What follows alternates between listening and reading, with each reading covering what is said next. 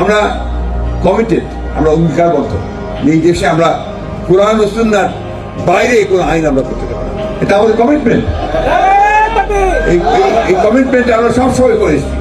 আমি যখন আপনার চরমনায় পীর সাহেবের সঙ্গে বসেছিলাম, আপনাদের হয়তো অনেকে মনে থাকতে পারে, সেখানে যে 10টা বিষয় আমরা একমত হই, তার মধ্যে এই একটা বিষয় ছিল, এটা অনেকে মনে থাকতে পারে। সুতরাং এই কথা যারা ছড়ায়, অনেকেই আপনাকে বিভ্রান্ত সৃষ্টি করার জন্য বলে আমরা নাকি কোরআন ও সুন্নাহর আইন চাই না। নাউজুবিল্লাহ, আমরা সবসময় কোরআন ও সুন্নাহর মধ্যেই আমরা থাকি। আমাদের বংশ সেটা, আমাদের রক্তের মধ্যে সেটা।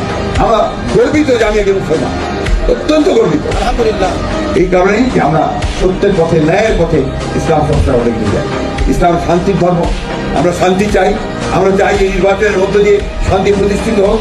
আমরা চাই যে এই নির্বাচনের মধ্য দিয়ে একটা নতুন বাংলাদেশ গড়ে উঠুক, যেখানে আমি আমার ইবাদত শান্তিতে করতে পারবো, আমার ধর্মচর্চা শান্তিতে করতে পারবো, এবং আমি আমার ভবিষ্যৎ বংশধরদের জন্য একটা সুন্দর ভবিষ্যৎ রচনা করতে পারবো।